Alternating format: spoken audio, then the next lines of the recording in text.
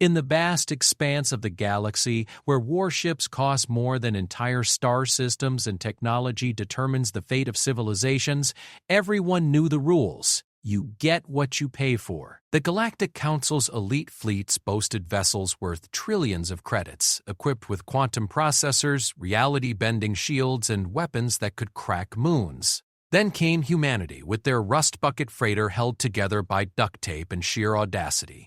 Nobody expected the resilient scrap to survive its first engagement, let alone become the most feared ship in known space.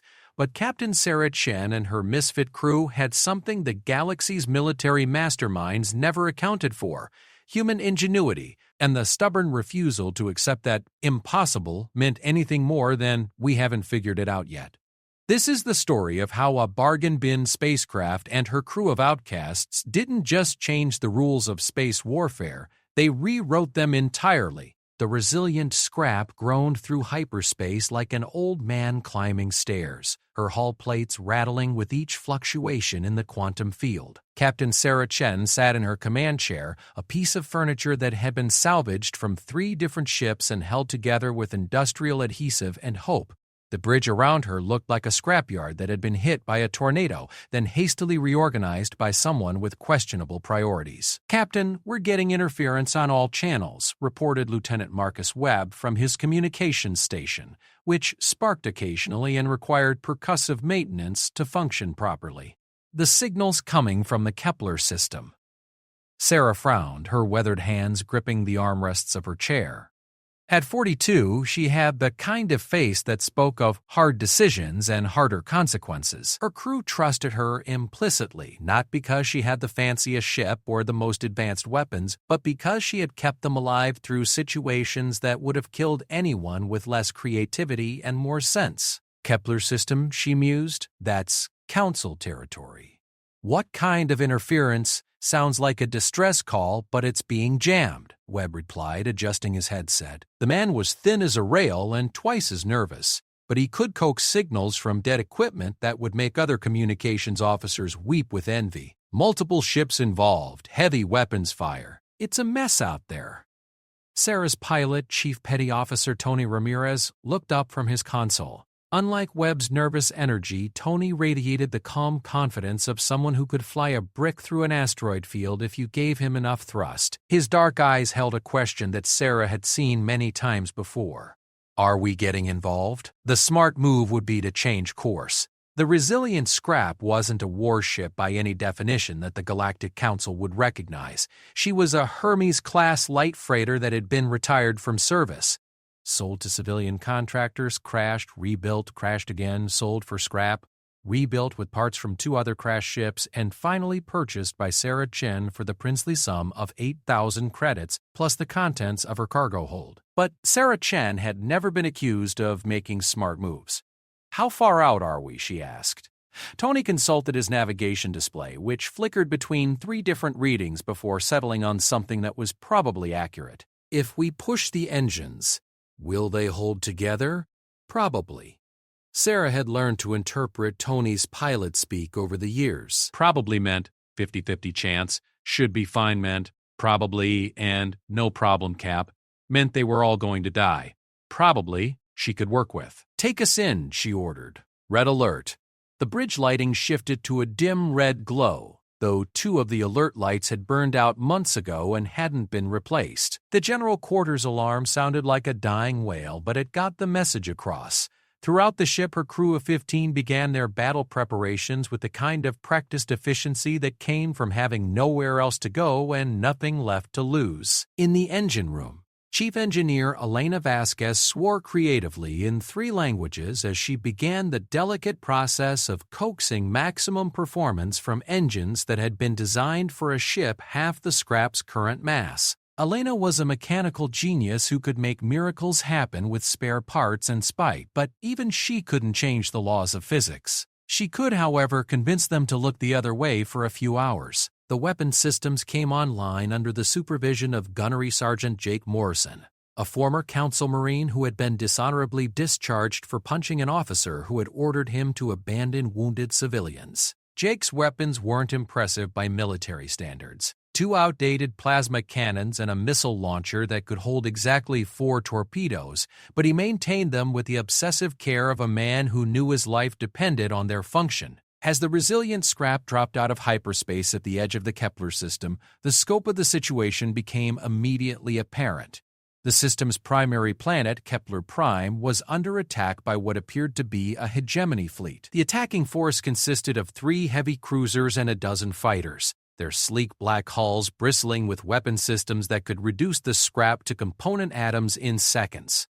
Defending the planet was a single Council patrol vessel, the CNS Righteous Fury, and she was losing badly. The patrol ship was a Warrior-class destroyer, theoretically more than a match for any single cruiser, but she was outnumbered and taking heavy damage. Her shields flickered with each impact, and debris from her hull was already spreading across local space. "Council destroyer is hailing us," Webb reported. "They're ordering us to withdraw immediately." Sarah studied the tactical display, her mind racing through possibilities. The smart play was obvious. Withdraw, report the attack to Council authorities, and let someone with bigger guns handle the problem. The Righteous Fury was doomed, but the scrap wasn't equipped to change that outcome. Except that Sarah Chen had spent her entire career proving that equipment wasn't everything. "Scan those hegemony ships," she ordered her sensor operator, Petty Officer Lisa Park. Park was barely 25, but she had an intuitive understanding of sensor technology that bordered on the supernatural. "I want to know everything: shield frequencies, weapon types, maneuvering patterns, crew complements, what they had for breakfast." Park's fingers danced across her console, pulling information from sensors that should have been replaced a decade ago. Heavy cruisers are Domination-class, standard hegemony configuration. Forward shields at full strength, but they're rotating power through the rear shield generators. Weapons are primarily particle beams with torpedo launchers. The fighters are... Wait, that's interesting. What? The fighters are maintaining formation, like they're protecting something. They're not engaging the destroyer directly, just keeping her away from the cruisers. Park frowned at her readings. "Captain, I think there's a 4th ship out there. Something big, but I can't get a clear reading." Sarah felt the familiar tingle of a plan forming in her mind. It was the same feeling she'd had before every impossible escape, every unlikely victory, every moment when her crew had looked at her like she'd lost her mind and then followed her anyway. "Tony, can you put us behind that asteroid field without being detected?" Tony grinned, his hands already moving to the controls. "Cap, I can put us anywhere you want. Question is whether we'll still be in one piece when we get there." "Do it." "Jake, prepare for torpedo launch, but don't lock on yet." "Elena, how much power can you give me for the engines?" Elena's voice crackled over the intercom from the engine room. "For how long?" 10 minutes? Maybe 15? "I can give you everything she's got, but if we push too hard, we'll be flying home on backup thrusters. That's if we live long enough to worry about flying home," Sarah replied. "Lisa, keep scanning. Find me that 4th ship." The resilient scrap slipped through the asteroid field like a ghost, her battered hull indistinguishable from the floating rocks around her. Tony had shut down all but essential systems, running silent while Park worked her magic with the passive sensors. The Council destroyer was taking a beating. Her shields failed completely as Sarah watched, and particle beam strikes began chewing through her armor plating. The ship's return fire was growing sporadic, her weapon systems failing one by one under the relentless bombardment. 4th ship is a command dreadnought, Overlord class. She's hanging back behind the moon, coordinating the attack. "Captain, that thing is 3 times our size and armed to the teeth." Sarah nodded grimly. Overlord-class dreadnoughts were the backbone of the hegemony fleet, massive ships designed to break enemy lines and destroy entire squadrons. The resilient scrap would last approximately 30 seconds in a direct confrontation with something like that, which was exactly why Sarah wasn't planning a direct confrontation. "Here's what we're going to do," she said, her voice carrying the calm certainty that had kept her crew alive through a dozen impossible situations. "Tony, I need you to put us on a collision course with that dreadnought, but keep us in the moon's sensor shadow until the last possible moment. Jake, you're going to launch all 4 torpedoes at once, full spread, targeted on their command center." Jake looked up from his weapons console, confusion clear on his scarred face. Cap, 4 torpedoes won't even dent that thing's shields. They don't have to, Sarah replied. Lisa, can you isolate the frequency of their shield generators? Park nodded slowly, understanding beginning to dawn in her eyes. You want to modulate the torpedo warheads to match their shield frequency. Exactly. The torpedoes will pass right through their shields and detonate against their hull. It won't destroy the ship, but it'll definitely get their attention. Webb looked up from his communication station. Captain, they'll turn every gun they have on us. We'll be vapor in seconds. Sarah smiled, the expression wolfish and entirely too confident for someone commanding a ship held together with prayer and determination. That's what they'll think. But we're not going to be where they expect us to be. The plan was insane, even by Sarah Chen standards.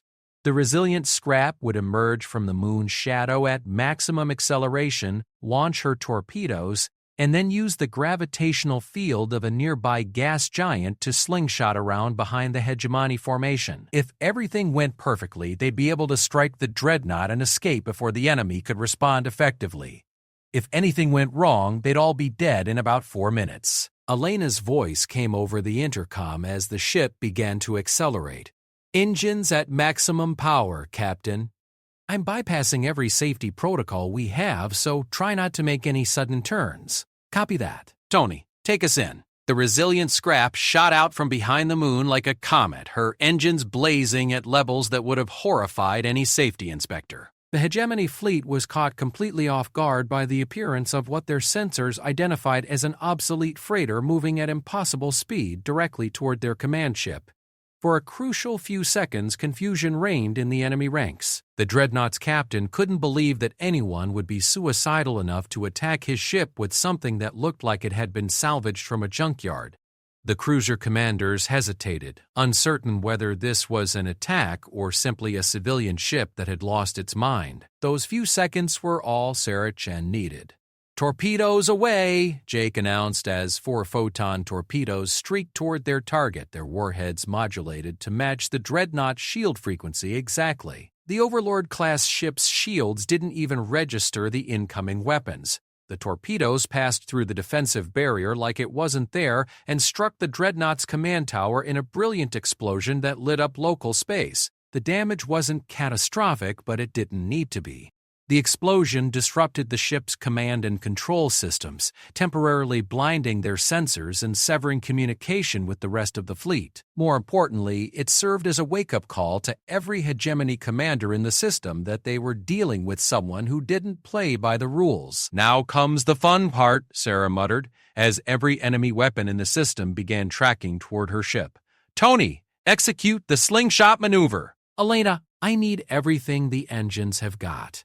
What followed was a display of piloting that would have been impossible with any other crew. Tony threw the resilient scrap into a powered dive toward the gas giant, using the planet's massive gravitational field to accelerate the ship beyond her normal capabilities. The hull groaned under stresses it had never been designed to handle, and Elena's creative cursing from the engine room could be heard throughout the ship. Particle beams and torpedoes filled the space where the scrap had been moments before, but Tony's wild evasive maneuvers and the gravitational distortion from the gas giant made targeting nearly impossible. The ship screamed around the planet's limb, accelerated by forces that pushed the crew deep into their acceleration couches.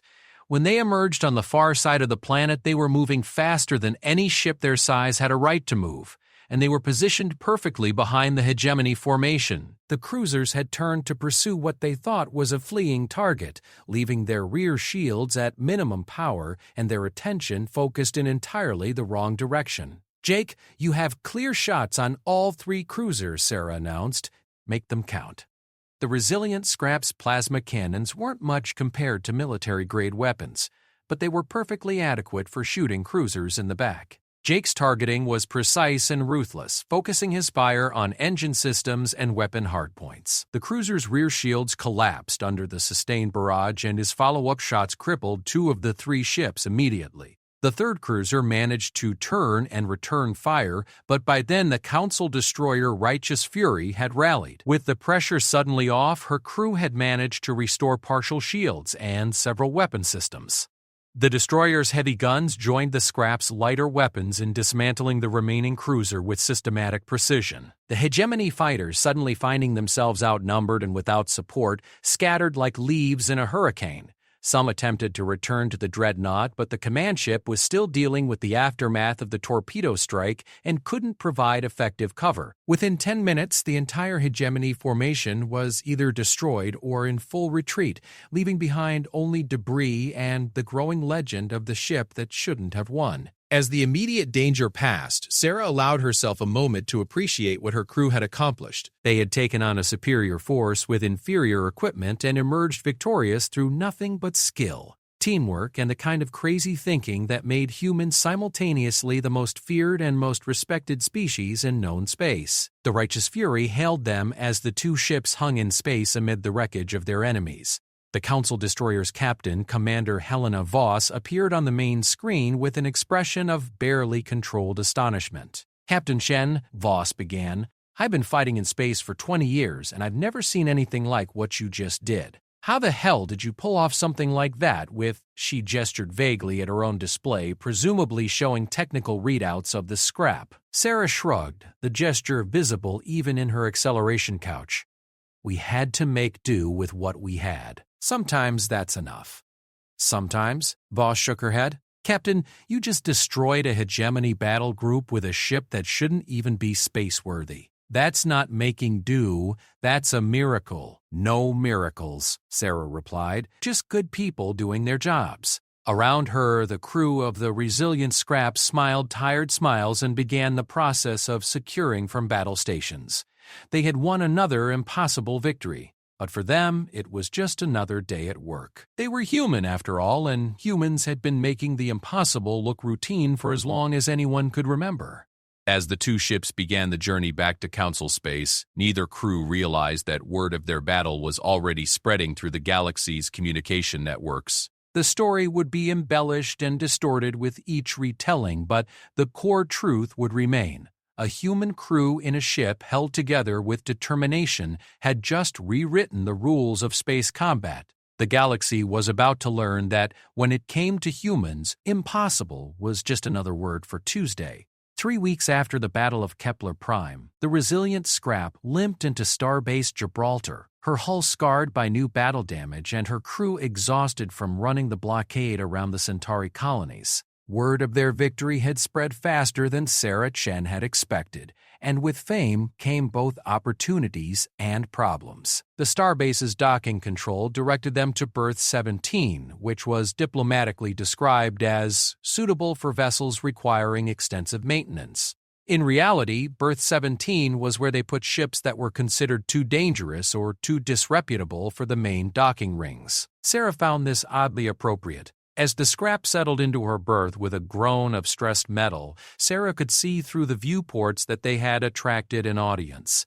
Dock workers pointed and whispered, while several individuals in expensive suits studied the ship with the kind of intense interest that usually meant either very good news or very bad news. Captain Webb called from his communication station, "We've got 17 messages waiting in queue. 13 are job offers, 2 are interview requests from news services, 1 is from Starfleet Command, and 1 is—" He paused, frowning at his display. "One appears to be from someone claiming to represent the Galactic Council." Sarah raised an eyebrow. The Galactic Council didn't usually waste time talking to independent freight captains, especially ones who flew ships held together with optimism and engineering tape. Put the Council representative through first. The main display flickered to life, revealing a stern-faced Altarian woman in the formal robes of a Council diplomat. Altarians were tall, blue-skinned humanoids known for their rigid adherence to protocol and their complete inability to understand human humor. This one looked like she had been personally offended by the scrap's continued existence. Captain Chen, the Altarian, began without preamble. "I am Senior Diplomat Beltar of the Galactic Council Defense Committee. Your recent actions in the Kepler system have attracted considerable attention." "Good attention or bad attention?" Sarah asked, settling back in her command chair. That remains to be determined. Your methods were unconventional, and your success has raised questions about current fleet tactical doctrine. The Council wishes to offer you a contract. Sarah felt her crew exchange glances around the bridge. Council contracts were usually extremely lucrative, but they also tended to involve jobs that regular military units either couldn't or wouldn't handle. What kind of contract? Veltar's expression grew even more disapproving, which Sarah had thought was physically impossible. The hegemony has established a stronghold in the Vega sector, using it as a base for raids against shipping lanes. 3 separate council task forces have been unable to dislodge them. The Defense Committee believes that your unique approach might succeed where conventional tactics have failed. Sarah leaned forward, interested despite herself. What makes you think we can handle something that 3 task forces couldn't? Because, Captain Chen, you appear to specialize in achieving the impossible. The hegemony fortress is built into an asteroid, heavily shielded and defended by a fleet of modern warships. Conventional assault would require a force of at least 50 ships and would result in massive casualties. You, however, have demonstrated a talent for finding unconventional solutions. The offer was tempting, but Sarah had learned to be suspicious of jobs that sounded too good to be true. What's the catch?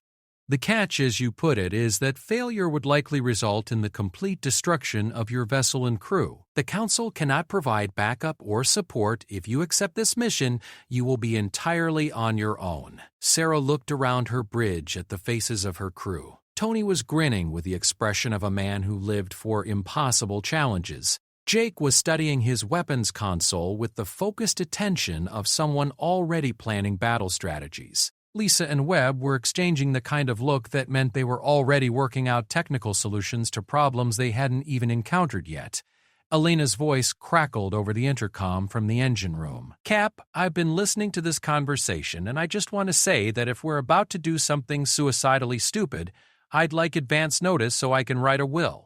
Your stuff goes to your sister on Mars, same as always, Sarah called back, earning a snort of laughter from the engineer. The payment? Sarah asked Veltar. 5 million credits, plus salvage rights to any hegemony vessels you destroy or capture. The sum was staggering. 5 million credits would be enough to buy a new ship, a good ship, and still have enough left over to retire comfortably. It was the kind of money that independent freight captains dreamed about but never actually saw. It was also exactly the kind of job that would get them all killed. We'll take it, Sarah said without hesitation. Veltar looked surprised, as if she had expected more negotiation. You accept the terms without discussion? My crew knew what they were signing up for when they came aboard. We'll need detailed intelligence on the target, current fleet positions, and anything else you can tell us about hegemony operations in the sector. I will transmit the relevant files within the hour. Captain Chen, I feel obligated to point out that the survival probability for this mission is extremely low. Sarah smiled, the expression holding more confidence than anyone commanding a 30-year-old freighter had a right to possess. Diplomat Veltar, we specialize in extremely low probability events. After the transmission ended, Sarah called a crew meeting in the ship's common area, which doubled as mess hall, recreation room, and emergency meeting space. The 15 members of her crew gathered around the worn table that had been salvaged from a casino ship, their faces reflecting a mixture of excitement, concern, and resignation. Ladies and gentlemen, Sarah began, we've just been offered more money than this ship is worth to assault a heavily fortified hegemony base that 3 council task forces couldn't crack. So, Tuesday then? Tony quipped, earning chuckles from around the table. Sarah laid out the tactical situation on the table's holoprojector, a device that flickered occasionally but generally managed to display recognizable images. The hegemony fortress was indeed built into a large asteroid, its surface bristling with defensive weapons and shield generators. The defending fleet consisted of 2 heavy cruisers, 4 destroyers, and approximately 30 fighters. The good news, Sarah continued, is that they're not expecting us. The bad news is that they're not expecting us because any sane person would consider this mission suicide. Chief Engineer Elena Vasquez raised her hand. Cap, I've been running diagnostics on our systems. The engines are held together with prayers and spare parts. The weapons need complete overhaul, and our hull plating has more patches than original metal. we're not exactly in fighting condition. Which brings us to our first stop, Sarah replied, changing the display to show the nearby Titan shipyards. We're going to get some upgrades. The Titan shipyards were a collection of orbital platforms and construction facilities that catered to the independent ship owners who couldn't afford Council military yards. The facilities were run by a Terran engineer named Marcus Kane, who had a reputation for creative solutions and flexible interpretations of safety regulations. Kane met them at the airlock personally, his grease-stained coveralls and cybernetic left arm marking him as someone who worked with his hands for a living. His eyes lit up when he saw the resilient scrap, though whether from professional interest or horrified fascination was difficult to determine. "Sarah Chen," he said, extending his biological hand. "I heard about Kepler Prime." "Hell of a thing, taking on a dreadnought with this old girl." "She's got good bones," Sarah replied, patting the bulkhead affectionately. "We need some work done, Marcus. Fast turnaround, and money's no object." Kane's grin widened. "Those are my favorite words. What did you have in mind?" Over the next 6 hours, Sarah and her crew worked with Kane's engineers to plan a complete overhaul of their systems. The ship's basic structure would remain unchanged. They couldn't afford the time for major modifications, but everything else was fair game. The weapons systems received the most attention. Jake worked directly with Kane's weapons specialist to design a new configuration that would give the scrap significantly more firepower without overloading her power systems. The old plasma cannons were replaced with modern particle beam arrays, and the torpedo launcher was upgraded to handle the latest Council ordnance. Elena supervised the engine upgrades personally, her engineering expertise combining with Kane's practical experience to squeeze every possible bit of performance from the ship's power plant. They couldn't make the engines more powerful without a complete rebuild, but they could make them more efficient and more reliable. The most significant addition was a new defensive system that Kane called reactive armor. Instead of trying to stop incoming fire with shields or heavy plating, the system would detonate small charges when struck, dissipating the energy of incoming weapons and reducing their effectiveness. It wouldn't stop everything, but it might keep them alive long enough to escape.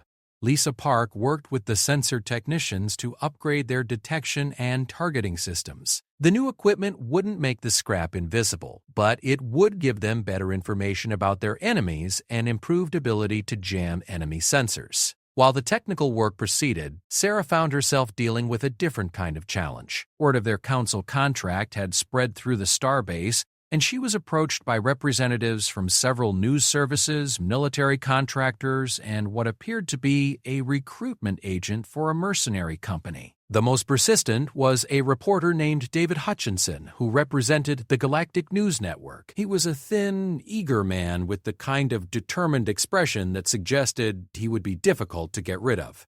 "Captain Chen," he said, cornering her in the starbase's main corridor, "the public has a right to know about the heroes who are defending Council space." "We're not heroes," Sarah replied, trying to maneuver around him. "We're freight haulers who occasionally get into fights." "A freight hauler doesn't destroy a hegemony battle group," Hutchinson persisted. "The people want to know how you do it, what makes your crew special." Sarah stopped walking and turned to face the reporter. "You want to know what makes us special. We're too stubborn to quit and too crazy to realize when we're beaten.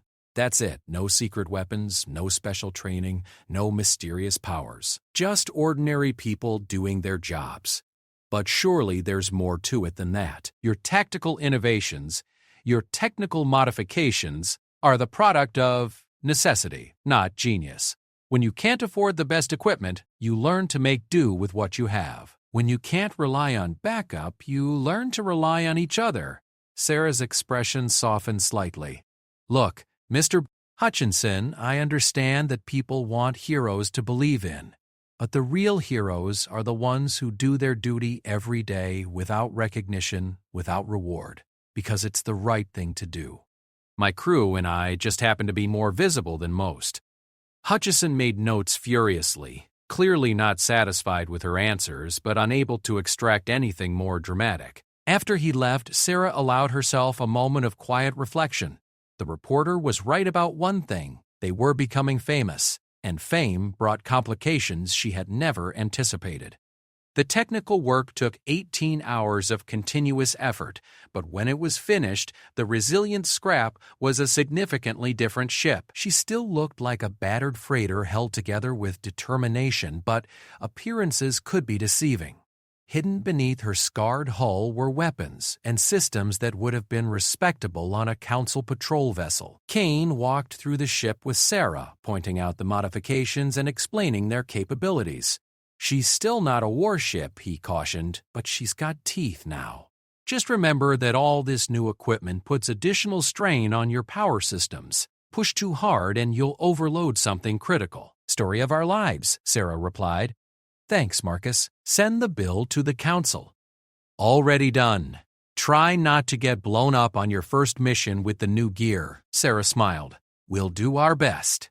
As the scrap departed Titan shipyards, her crew ran through complete system checks and combat drills. The new equipment performed flawlessly, but Sarah knew that real combat would be the ultimate test.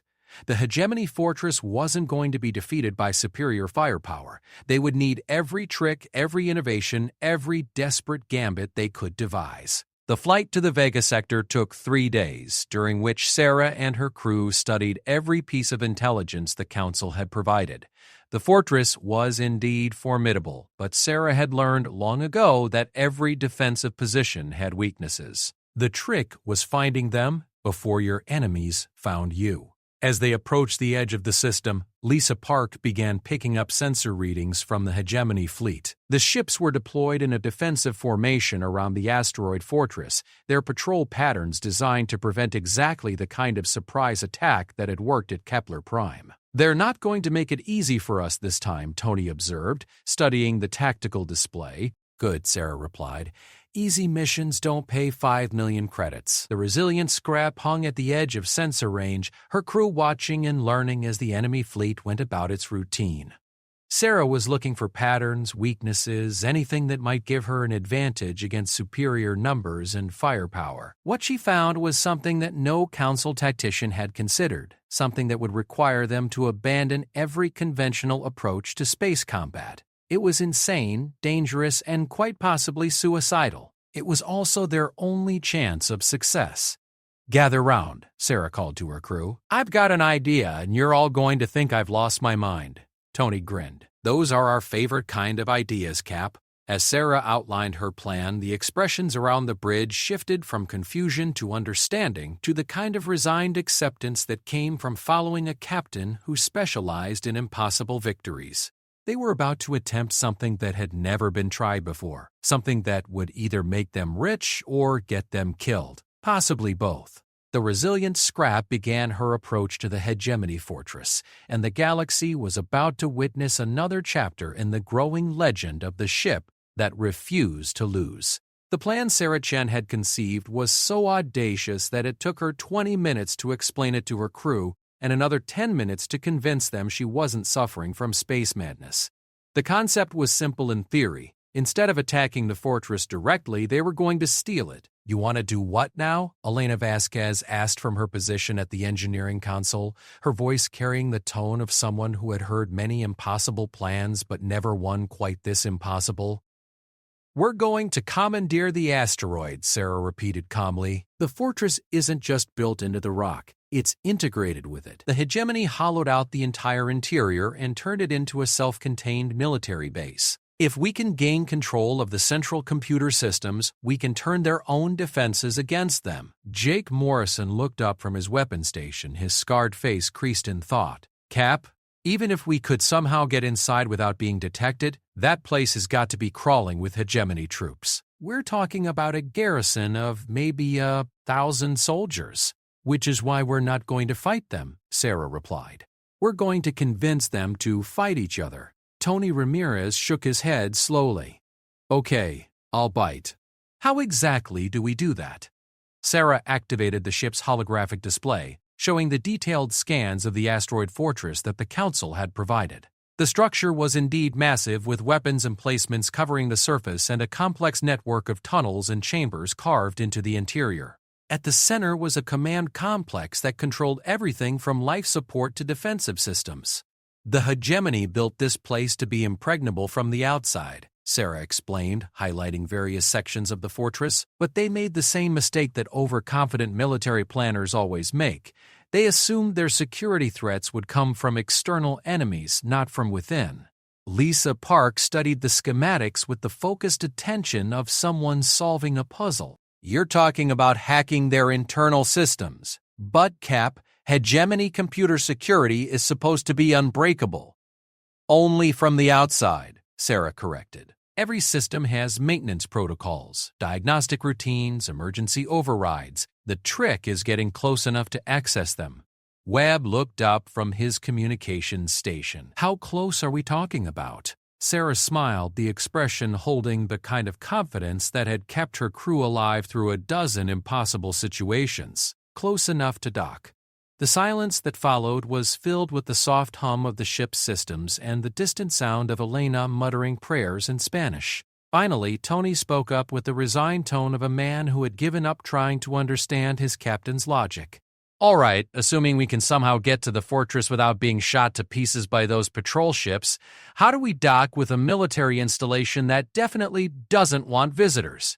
We don't dock, Sarah replied. We crash. Over the next hour, Sarah outlined the details of her plan. The resilient scrap would approach the fortress using a debris field from an old asteroid mining operation as cover. The patrol ship's sensors would be partially blocked by the floating rocks and metal, giving them a chance to get close without being detected. Once they reached the asteroid, they would use the ship's new mining charges, originally intended for cargo operations but easily repurposed, to blast a hole in the fortress's outer hull. The scrap would then ram herself into the opening, creating what would appear to be a catastrophic accident. While the hegemony garrison dealt with what they thought was a crash landing, Sarah and a small team would infiltrate the command center and gain access to the main computer system. From there, they would upload a virus that Lisa had been developing in her spare time, a program designed to turn the fortress's own security systems against its defenders. The beauty of it, Sarah explained, is that they won't realize what's happening until it's too late. By the time they figure out that the crash was deliberate, we'll have control of their own weapons. Elena raised her hand. Cap, I have to ask, what's the survival probability for ramming our ship into an asteroid? Higher than you'd think, Sarah replied. The new reactive armor should absorb most of the impact, and we'll be moving slowly enough to avoid catastrophic damage. Probably. Probably. Elena repeated flatly. I love how you say that like it's reassuring.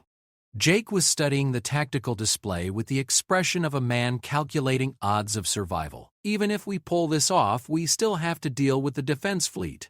2 heavy cruisers and 4 destroyers aren't just going to sit there while we take over their base. That's phase 2 of the plan, Sarah said. Once we control the fortress, we use its weapons to drive off the fleet. The place has enough firepower to take on a dozen cruisers. And phase 3? Tony asked. Phase 3 is we call the council and tell them to come collect their new fortress. The plan was insane, dangerous, and required perfect timing, flawless execution, and more luck than any reasonable person had a right to expect. It was also the only plan that had any chance of success against such overwhelming odds. The crew of the resilient scrap spent the next 6 hours in preparation. Sarah selected 5 people for the infiltration team, herself, Lisa Park for her computer expertise, Jake Morrison for security, Webb for communications, and, surprisingly, Elena Vasquez. I need someone who understands engineering systems, Sarah explained when Elena questioned the choice. If their computer virus doesn't work, we might need to sabotage their equipment the old-fashioned way. With explosives and bad language? Exactly. The remaining crew would stay with the ship, ready to provide covering fire and technical support. Tony would maintain the ship's position and prepare for emergency departure, while the others monitored communications and sensor readings. As the scrap began her approach to the debris field, tension filled the bridge like a physical presence. Everyone knew that the next few hours would determine whether they became rich heroes or space debris. There was no middle ground. Sensors show patrol ships maintaining standard formation, Lisa reported quietly. No indication they've detected us. The debris field was perfect for their needs. a chaotic maze of broken asteroids and twisted metal that had been left behind when the mining operation pulled out years ago. Tony threaded the ship through the obstacles with the skill of someone who had spent his entire career flying through dangerous spaces, the scrap ghosting between chunks of rock larger than buildings. "There she is," Webb whispered as the fortress came into view. The asteroid was enormous, easily 10 kilometers across and bristling with weapon emplacements. Defensive turrets tracked constantly across the sky, their sensors sweeping for threats. Shield generators created a faint shimmer around the entire structure, indicating defensive barriers strong enough to stop battleship-class weapons. "Target acquired," Sarah announced. "Tony, take us in nice and slow. We want this to look like an accident." The final approach took 20 minutes of careful maneuvering, bringing them to the fortress's lower hemisphere, where sensor coverage was limited by the asteroid's own bulk. Sarah had chosen their entry point carefully, a section of hull that housed maintenance facilities rather than critical systems. "Mining charges armed," Elena reported from her position. 10 seconds to impact. "All hands, brace for collision," Sarah called over the ship's intercom. The charges detonated in sequence, blasting a ragged hole in the fortress's hull just moments before the resilient scrap plowed into it. The impact was tremendous, throwing everyone against their restraints as the ship's superstructure groaned under stresses it had never been designed to handle. Emergency lights bathed the bridge in red as systems overloaded and circuit breakers tripped throughout the ship, but they had survived, and more importantly, they were inside. "Damage report," Sarah called as she unstrapped herself from the command chair. "Hull breach in Cargo Bay 2, but we've got emergency seals holding," Elena replied, checking her displays. "Main power is stable, life support is functioning. We're banged up but operational." Through the viewport, Sarah could see that they had punched through into what appeared to be a maintenance bay. Automated systems were already attempting to contain the breach, and she could hear the hiss of atmospheric processors working to maintain pressure in the damaged section. "No sign of immediate response," Jake reported. "They're probably trying to figure out what the hell just happened." "Good. That gives us maybe 10 minutes before someone comes to investigate." Sarah stood and activated the ship's intercom. "Infiltration team, gear up. Everyone else, maintain battle stations and be ready for emergency departure." The infiltration team assembled in the ship's airlock, each member carrying equipment suited to their role in the mission. Sarah wore light body armor and carried a plasma rifle, while Lisa had a portable computer system that would interface with hegemony networks. Jake was armed for serious combat, and Webb carried an advanced communications suite. Elena had her engineering kit and enough explosives to level a city block. "Remember," Sarah said as they prepared to exit the ship, "we're maintenance workers responding to the crash. Keep your weapons concealed and act confused. Lisa, how long do you need once we reach the command center?" 5 minutes to upload the virus, maybe 10 if their security is tighter than expected. "Jake, what's our egress plan if things go wrong?" "Back the way we came, fast and loud." "I've rigged charges in the corridor behind us. If we need to discourage pursuit, I can bring down half the ceiling." Sarah nodded, satisfied that her team was as ready as they could be.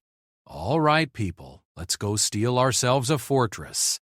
The airlock cycled, and the 5 humans stepped into the hegemony stronghold that no council force had been able to crack. Around them, the fortress hummed with the activity of a military installation on high alert, but no one yet realized that their most dangerous enemies were already inside the walls. Sarah Chen and her crew were about to prove once again that when humans set their minds to something, conventional wisdom went out the airlock. The galaxy's most impregnable fortress was about to learn why betting against human ingenuity was always a losing proposition. The infiltration had begun, and the hegemony was about to discover that their greatest security weakness wasn't their technology, it was their inability to think like humans. The interior of the hegemony fortress was a study in brutal efficiency. The corridors were wide enough to accommodate heavy equipment, the walls were lined with conduits and access panels, and everything was painted in the distinctive black and red color scheme that marked hegemony military installations. The air had the metallic taste of recycled atmosphere and the subtle ozone smell of high-energy systems. Sarah Chen led her infiltration team through the maintenance sections with the confident stride of someone who belonged there. Their disguise was simple but effective. Standard maintenance coveralls with forged identification badges and the kind of harried expressions worn by people dealing with an emergency. The first hegemony soldiers they encountered were two privates investigating the site of the accident.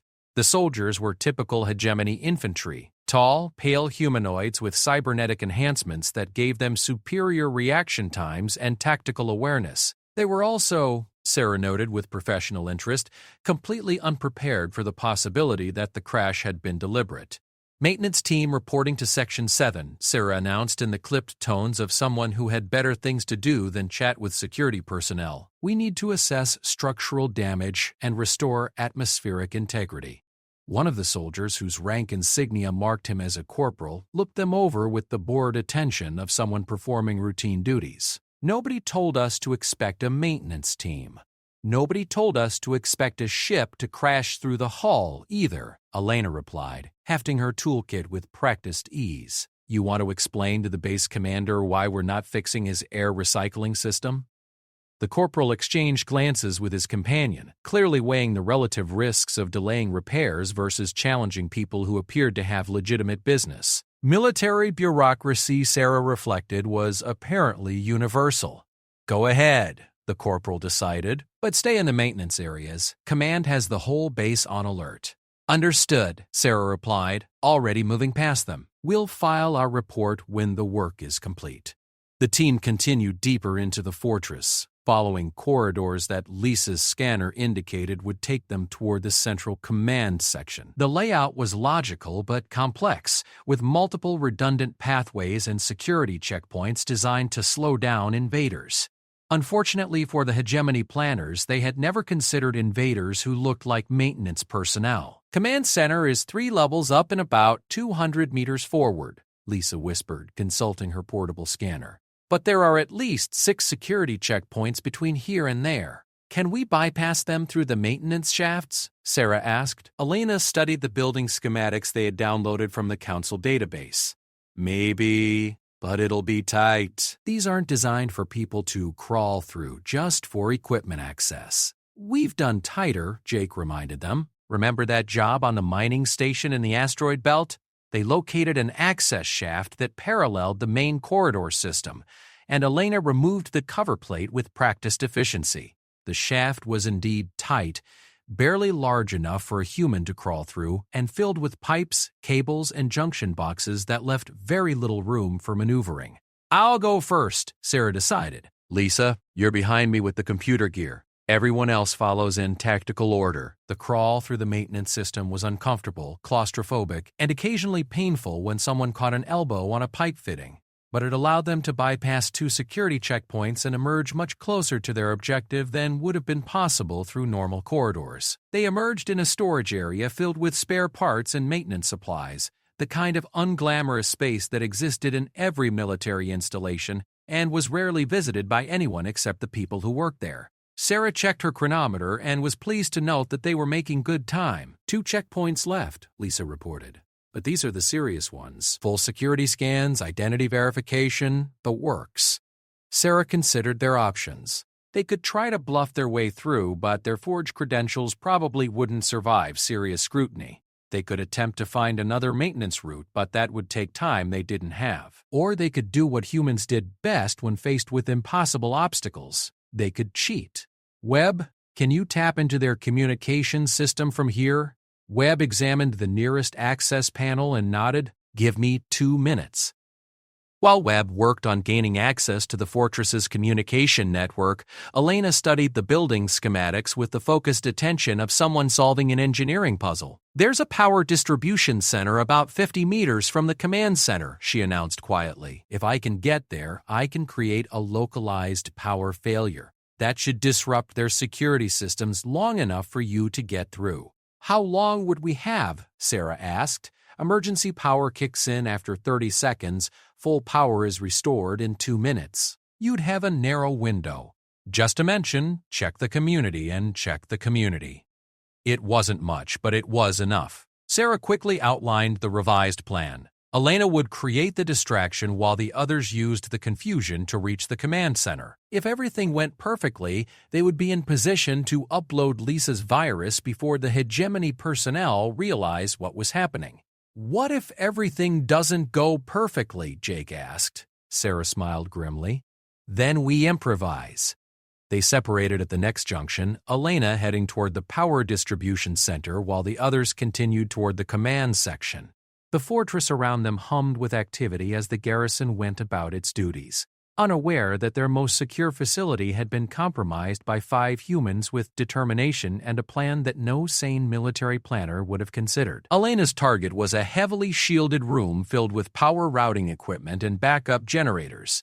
The door was secured with electronic locks that would have stopped most intruders, but Elena Vasquez had spent her career making machines do things their designers never intended. 20 seconds, she whispered into her communicator as she attached explosive charges to 3 critical junction boxes. The charges were small but precisely placed, designed to cause maximum disruption with minimal permanent damage. Elena had no desire to be trapped inside a fortress with failing life support. Meanwhile, Sarah and the others approached the final security checkpoint. 2 hegemony guards manned a control station that monitored access to the command center, their attention focused on displays that showed the fortress's defensive status. Neither guard noticed the maintenance team approaching from a side corridor. Now, Elena's voice crackled over the comm.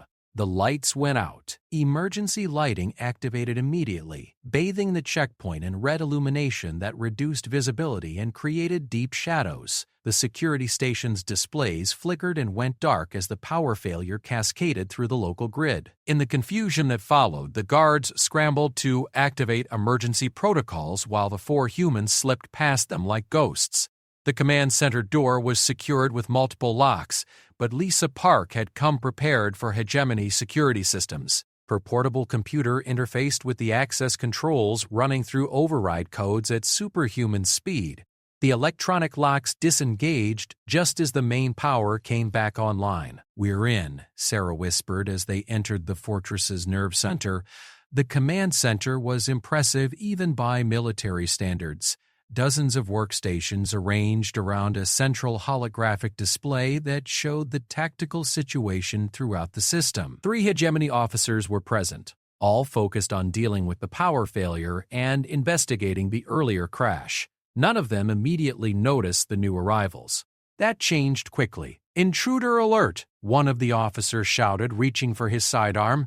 Jake Morrison's response was instantaneous and decisive. His stunner dropped all 3 officers before they could raise an alarm. "Lisa, you're up," Sarah called, moving to the central control station. "How long do you need?" "Give me 3 minutes," Lisa replied, her fingers flying over the hegemony control systems. Her virus was designed to infiltrate their network gradually, appearing to be a routine diagnostic program while actually seizing control of critical systems. While Lisa worked, Webb monitored communications to watch for signs that their presence had been discovered. Jake secured the entrances and prepared defensive positions. Sarah studied the tactical displays, learning everything she could about the fortress's capabilities and the disposition of the defending fleet. "Upload at 60%, Lisa reported. "The virus is mapping their network structure and identifying key systems." 2 more minutes. Those 2 minutes felt like hours. Every sound in the corridor outside might be approaching guards. Every flicker of the displays might indicate that their intrusion had been detected. The 3 unconscious officers were secured but would eventually be missed, and the power failure would only provide cover for so long. 90%, Lisa announced. "The virus has control of life support, internal security, and weapons targeting systems. It's working on the defensive shields now." Webb looked up from his communication station. "We've got a problem. Someone just reported the missing guards. Security teams are being dispatched to all critical areas." Sarah made a command decision. "Lisa, how long to complete the upload?" 30 seconds. "Jake, prepare for company. Webb, patch me into the fortress's internal communications." As Lisa's fingers flew over the control systems, the sounds of approaching troops echoed from the corridor outside. Hegemony security forces were converging on the command center, their heavy boots ringing against the metal floors. "Upload complete," Lisa announced triumphantly. The virus has full control of all major systems. Then let's see what we've bought, Sarah said, moving to the central control station. The fortress's weapons grid appeared on the display, hundreds of defensive turrets and missile launchers now under her control. With a few keystrokes, she began retargeting the weapons from their external defensive positions to internal security areas. The effect was immediate and devastating. Throughout the fortress, defensive turrets that had been designed to repel invaders suddenly turned inward, their targeting systems identifying hegemony personnel as hostile contacts. Security teams found themselves under fire from their own defenses, forced to take cover in maintenance areas and storage rooms. Phase 2, Sarah announced, switching the display to show the external defensive fleet. The 2 heavy cruisers and 4 destroyers were maintaining their patrol patterns, unaware that their base had been compromised. Let's give them something to think about. The fortress's main weapons were designed to engage capital ships at long range. Particle beam arrays and heavy missile launchers began tracking toward the hegemony fleet, their targeting systems guided by the virus that now controlled every electronic system in the installation. The first salvo caught the nearest destroyer completely by surprise. The ship's shields absorbed some of the damage, but multiple hits from weapons designed to stop dreadnoughts quickly overwhelmed her defenses. The destroyer's hull cracked like an egg, atmosphere and debris streaming from multiple breaches. "Fortress weapons firing on the fleet," Webb reported, monitoring enemy communications. "They think it's a malfunction." "Let's help them think that," Sarah replied, switching targeting to the second destroyer. "Random firing patterns make it look like the system is glitching." The second destroyer attempted evasive maneuvers, but the fortress's weapons had the advantage of position and firepower. Multiple hits crippled the ship's engines, sending her tumbling out of formation, trailing plasma and wreckage. The heavy cruisers were made of sterner stuff, their shields and armor designed to absorb punishment from enemy warships. But even they couldn't withstand concentrated fire from an entire fortress. The lead cruiser's forward shields collapsed under a barrage of particle beams, and follow-up strikes punched through her hull plating. "Remaining ships are withdrawing," Lisa reported. "The cruisers are pulling back to extreme range." "Let them go," Sarah decided. "We've made our point." Inside the fortress, the situation was chaos. Hegemony troops found themselves trapped between malfunctioning security systems and defensive weapons that had turned against them. Some attempted to reach manual control stations, but Lisa's virus had anticipated this, locking out local overrides and maintaining central control. "Base commander is requesting immediate evacuation," Webb reported. "He's declaring the fortress uninhabitable and ordering all personnel to abandon the installation."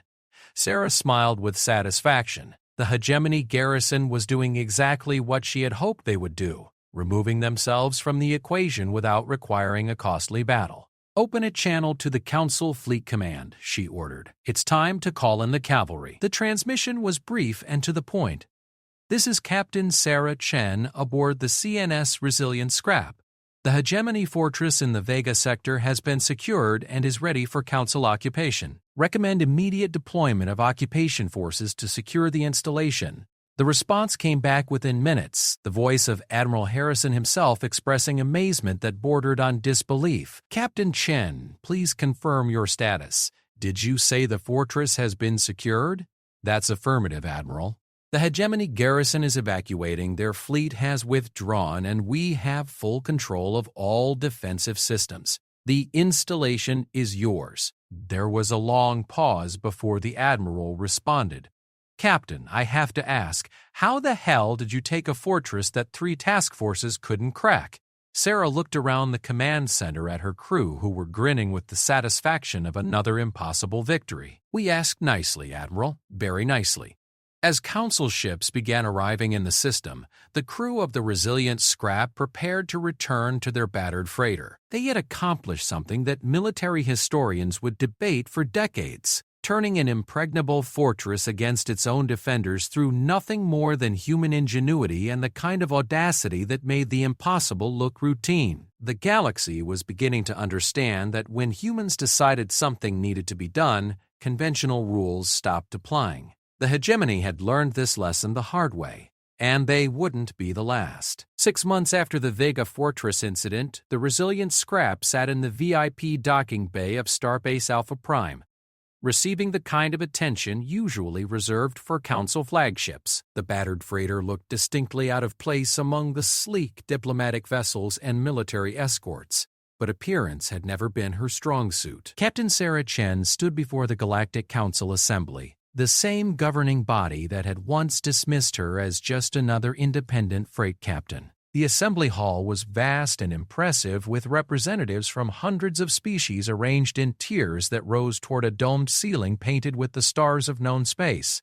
Today, that hall was packed beyond capacity.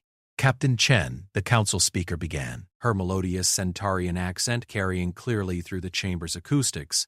In recognition of your unprecedented service to council space and your revolutionary contributions to military tactics, the Galactic Council hereby awards you and your crew the Order of Stellar Merit, the highest honor we can bestow upon civilian personnel. The applause was thunderous, but Sarah noticed it wasn't entirely enthusiastic.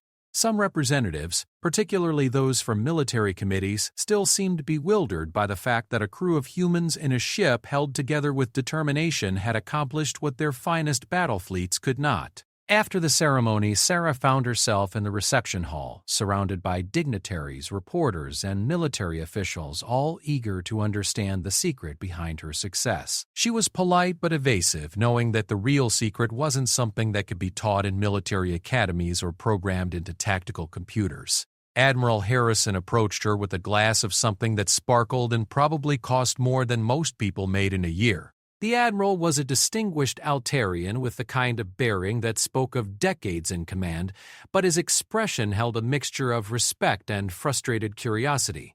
"Captain," he said, "I've been studying your battle reports for months, and I still don't understand how you do it. Your tactics violate every principle of space combat doctrine." Sarah accepted the offered drink and took a sip. It was excellent, though she would have preferred coffee. "Maybe that's the problem, Admiral. Doctrine assumes your enemy will follow the same rules you do. But surely there's more to it than that.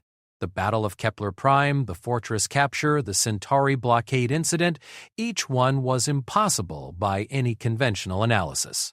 "Impossible for who?" Sarah asked. "Admiral, with respect, you're thinking like a military officer. You see problems in terms of acceptable losses, resource allocation, and strategic objectives. My crew and I can't afford to think that way." "What do you mean?" Sarah gestured around the reception hall, filled with representatives from dozens of species and hundreds of worlds. "All of you have something to fall back on. Bigger ships, more resources, government backing. When things go wrong, you call for reinforcements. When we're in trouble, all we have is each other and whatever we can improvise from spare parts and stubbornness." Admiral Harrison frowned, clearly struggling to understand. "That sounds like a disadvantage, not an advantage." "It is a disadvantage," Sarah agreed, "but it's also what makes us unpredictable. When you know you can't afford to lose, you start finding solutions that nobody else would consider." Their conversation was interrupted by the arrival of Dr. Thane Corvex, the Council's leading expert on xenopsychology. The elderly Vulok scientist was one of the few individuals in the galaxy who had made a career of studying human behavior, and his presence usually indicated serious academic interest. Captain Chen. Corvex said in his precise, measured tones, "I've been following your career with considerable fascination. Your species continues to demonstrate behavioral patterns that defy conventional analysis." "We're just doing our job, Doctor. Precisely my point. What you consider just doing your job involves tactical innovations that military strategists would spend years developing. The fortress capture, for instance, required real-time adaptation to circumstances that could not have been anticipated. Yet your crew performed flawlessly." Sarah shrugged. "We've been working together for a long time. We trust each other." "Trust, Dr. Cash." Corvex made notes on his personal device. "Yes, that appears to be a critical factor. But human trust seems to operate differently than the social bonding we observe in other species. You trust your crew to perform beyond their apparent capabilities. Before Sarah could respond, the conversation was interrupted by the arrival of Marcus Kane, the engineer who had upgraded the scrap before the Vega mission. Kane looked uncomfortable in formal attire, his cybernetic arm partially concealed by an expensive jacket that didn't quite fit his working-class sensibilities. "Sarah," he said, "we need to talk privately." Sarah excused herself from the Admiral and the scientist, following Kane to a quieter corner of the reception hall. The engineer's expression was troubled, which was unusual for someone who typically approached problems with practical optimism. "What's wrong, Marcus?" "I've been getting inquiries about your ship," Kane said quietly. "Military contractors, research foundations, government agencies, everyone wants to know how you modified a 30-year-old freighter to outperform Council warships. You haven't told them anything, have you?" "Of course not. But Sarah, they're not going to stop asking. There's talk of mandatory inspections, technology assessments, even suggestions that your ship should be confiscated for study purposes." Sarah felt a cold knot form in her stomach. She had feared something like this might happen as their fame grew. Success attracted attention, and attention attracted people who wanted to control or replicate that success. "How bad is it?" "Bad enough that you might want to consider laying low for a while. Maybe take some routine freight runs in the outer systems away from Council space." Before Sarah could respond, her comm unit chimed with an urgent message. The sender was Tony Ramirez, and his message was characteristically brief. "Cap, we've got company at the ship, the kind that wears uniforms and asks uncomfortable questions." Sarah excused herself from Kane and made her way quickly through the reception hall, ignoring the attempts of various dignitaries to engage her in conversation. The walk to the docking bay seemed to take forever, but eventually she emerged into the familiar industrial environment of the Starbase's ship facilities. The resilient scrap was surrounded by Council security personnel and several individuals in the crisp uniforms of military intelligence. Tony stood at the bottom of the ship's ramp, his posture relaxed but ready, the kind of stance adopted by someone prepared for trouble. "Captain Chen," one of the intelligence officers announced as she approached, "I'm Commander Reese. Council Military Intelligence. We need to conduct a complete technical assessment of your vessel." "On whose authority?" Sarah asked, though she already knew the answer wouldn't be one she liked. "Council Defense Directive 847. Reese replied, producing a data pad with official authorizations. "Any civilian vessel demonstrating capabilities that exceed design specifications must undergo evaluation to determine potential military applications." Sarah scanned the authorization, noting the signatures of officials she recognized from the afternoon ceremony. The same people who had been celebrating her achievements were now treating her ship as a potential security risk. "How long will this assessment take?" "As long as necessary. Your crew will be relocated to temporary quarters while our technicians examine your systems." This was exactly what Sarah had been dreading. Once Council technicians began tearing apart the scrap, they would discover that there was no secret technology, no revolutionary modifications, no hidden weapons systems. What they would find was a collection of improvised repairs, creative workarounds, and engineering solutions born of necessity rather than innovation. More importantly, they would miss the real secret entirely, that the ship's capabilities came not from her equipment but from the people who operated her. "Commander," Sarah said carefully, "I need to speak with my crew before they're relocated. Just a few minutes to ensure they understand the situation." Reese nodded curtly. "December 15th. Then we begin the assessment." Sarah climbed the ramp to her ship, her mind racing through possibilities. Around her, the familiar sounds and smells of the scrap provided a measure of comfort, but she knew this might be the last time she experienced them. If the Council decided to confiscate her ship, there would be little she could do to stop them. The crew was assembled in the common area, their expressions ranging from confusion to anger to resignation. Elena was particularly incensed, her engineering pride offended by the suggestion that outsiders needed to examine her work. "They want to take apart our ship," she said without preamble. "Strip her down like she's some kind of experimental prototype." "Can they do that legally?" Webb asked. "They can do whatever they want," Jake replied grimly. "We're civilians in Council space, and they've got the authority." Sarah looked around at the faces of the people who had followed her through impossible missions and unlikely victories. They were more than a crew. They were a family, bonded by shared dangers and mutual trust. The thought of losing the ship that had been their home for so many years was painful, but the thought of losing each other was unbearable. "Listen to me," she said quietly. "They can take the ship apart bolt by bolt, but they'll never understand what makes her special. The Scrap isn't fast because of her engines or tough because of her armor. She's special because of the people who fly her." "What are you saying, Cap?" Tony asked. "I'm saying that if they want the ship, they can have her, but they can't have us." Sarah smiled, the expression holding the same confidence that had carried them through every crisis they had faced. "We're going to give them exactly what they want, complete access to all our secrets. And when they realize there's nothing here they can replicate, we'll be free to move on." Lisa Park looked up from her portable computer, understanding beginning to dawn in her eyes. "You want to let them study the ship? I want to let them waste months analyzing equipment that any decent engineer could have built. While they're trying to figure out our revolutionary technology, we'll be establishing that the real capability was never the hardware." Over the next hour, Sarah outlined her plan to the crew. They would cooperate fully with the Council assessment, providing complete documentation of every modification and system upgrade. But the documentation would tell only part of the story, the technical specifications without the context of how and why those specifications had been applied. Elena would provide detailed engineering reports that were completely accurate but failed to convey the intuitive understanding that allowed her to coax impossible performance from standard components. Jake would demonstrate the weapon systems without revealing the tactical thinking that made them effective. Lisa would explain her computer modifications without sharing the creative algorithms that made them adaptable. They'll get everything they ask for, Sarah concluded, and they'll discover that giving someone the blueprint for a violin doesn't make them a musician.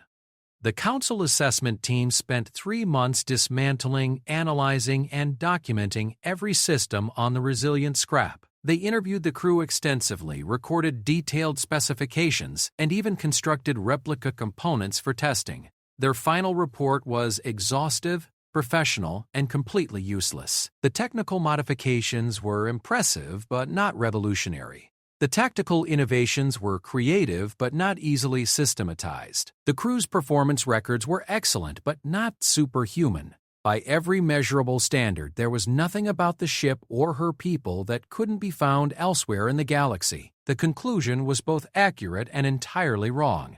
The Resilient Scrap's success was the result of exceptional crew coordination and tactical flexibility, characteristics that could not be reliably reproduced through technology or training. Commander Reese delivered the final report to Sarah personally, his expression a mixture of frustration and grudging respect. "Captain, I have to admit that we found nothing we didn't expect to find. Your ship is exactly what she appears to be, a well-maintained freighter operated by a competent crew." "I could have told you that 3 months ago," Sarah replied. "Perhaps." But the Council needed to be certain. Reese paused, then continued in a more personal tone. "Between you and me, Captain, I think we were looking for the wrong things. Your success isn't about technology or tactics. It's about something that can't be measured or replicated." "What's that?" "The willingness to try impossible things and the ability to make them work." After the assessment team departed, Sarah and her crew reclaimed their ship and prepared for their next mission. The Scrap had been returned to them in perfect condition, every system restored and every modification intact. But more importantly, they had proven that their capabilities couldn't be stolen, copied, or controlled. As they departed Starbase Alpha Prime,